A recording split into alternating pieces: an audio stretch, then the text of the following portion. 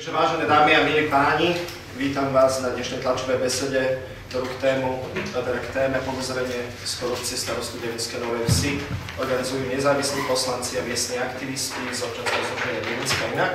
Vážené dámy, vážení páni, ako určite viete, minulý týždeň 15. marca vzniesol vyšetrovateľ Národnej kriminálnej agentúry obvinenie pre trestný čin nepriamej korupcie starostovi Devinskej Novej Vsi a mestskému poslancovi Milanovi Jamborovi. Ten mal ponúknuť úplatok 5000 eur zamestnancovi okresného úradu za vybavenie kladného stanoviska k zhodnocovaniu odpadov pre súkromnú spoločnosť. Obvinenie starostu, ktoré je takýmto spôsobom prezentované priamo prezidentom policajného zboru, vrhá veľmi zlý tieň na našu mestskú časť. Je to veľmi vážna vec a je našou povinnosťou dať jasne najavo, že korupciu v mestskej časti ani v Bratislave tolerovať nebudeme.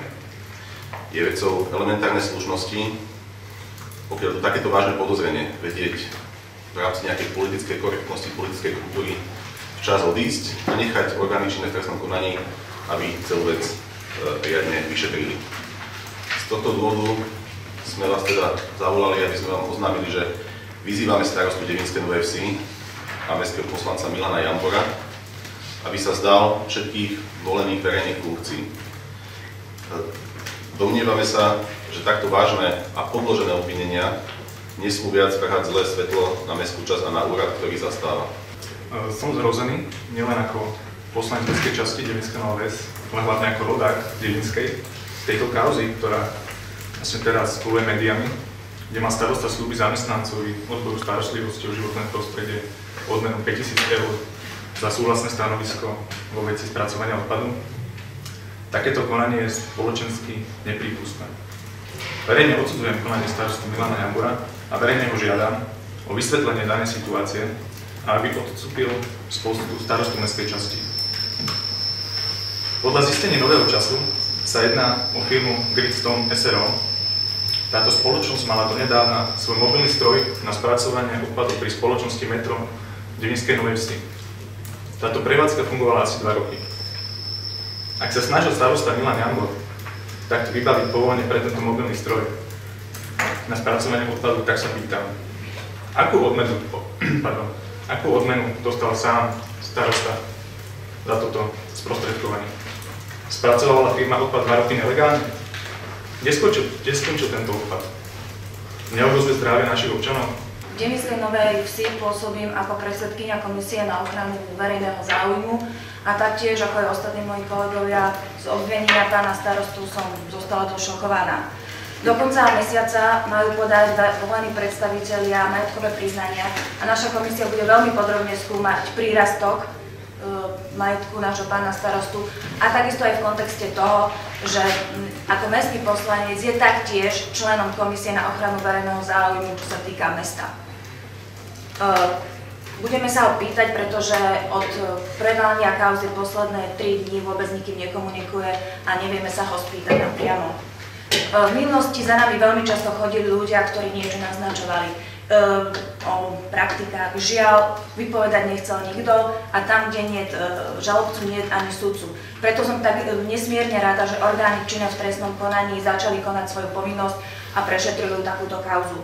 Devinská Nová Ves si zaslúži starostu, ktorý bude hájiť jej dobré meno a verejné záujmy, čo sa za ostatné dni nestalo.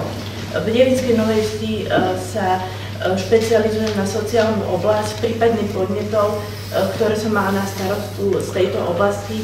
Boli dvere pre mňa vždy zavreté a už chápem prečo, pretože si zrejme hájil predovšetkým súkromné záujmy a na tie verejné mu nezostával čas.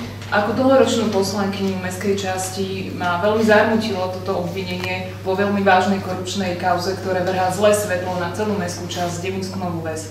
Do dnešného dňa jej starosta Milan Jambor nepodal zastupiteľstvu ani svojim občanom žiadne vierohodné vysvetlenie, ktoré by ho očisťovalo od obvinení, ktoré na ňo uvalili orgány činné v trestnom konaní. Preto sme sa rozhodli, že starostu vyzývame, aby postúpil zo svojho postu, alebo aspoň vysvetlil obvinenia, ktoré boli voči nemu vznesené. Mňa veľmi mrzí, že dlhoročná práca poslancov v miestnom zastupiteľstve vychádza na vnívoč, keď predstaviteľ mestskej časti, ktorý má stať na jej čele a má byť jej vzorom, je obvinený z tak závažného trestného činu. Musím povedať, že táto informácia nás nielenže nemilo prekvapila, ale je pre nás neprípustná. Neprípustná v tom zmysle slova, že starosta, ktorý je poznačený takouto kauzou, by mal zvážiť svoje pôsobenie v starostovskom úrade a povedať obyvateľom a slušným občanom Devinskej Novej Vsi, ktorí množstvo dobrovoľníckej činnosti a množstvo hodín v komunite venujú vo svojom voľnom čase, aby im vysvetlil, teda ako si ďalej predstavuje svoje pôsobenie a ako ďalej teda vidí svoju pozíciu v úrade starostu. Vyzývame starostu Devinskej Novej Vsi a mestského poslanca Milana Jambora, aby sa vzdal všetkých volených verejných funkcií. Domnievame sa, že takto vážne a podložené obvinenia nesmú viac vrhať zlé svetlo na mestskú časť a na úrad, ktorý zastáva. Verejne odsudzujem konanie starostu Milana Jambora a verejne ho žiadam o vysvetlenie danej situácie a aby odstúpil z postu starostu mestskej časti. Obvinenie v úkladkárskej kauze je podľa mňa eticky neprípustné a preto žiadam starostu, aby sa vzdal verejných funkcií. Ale dopracovali sme sa až ku korupcii v našej mestskej časti, ktorú nebudeme tolerovať a nebudeme trpiť, preto žiadame, pán Jambor, odstúpte.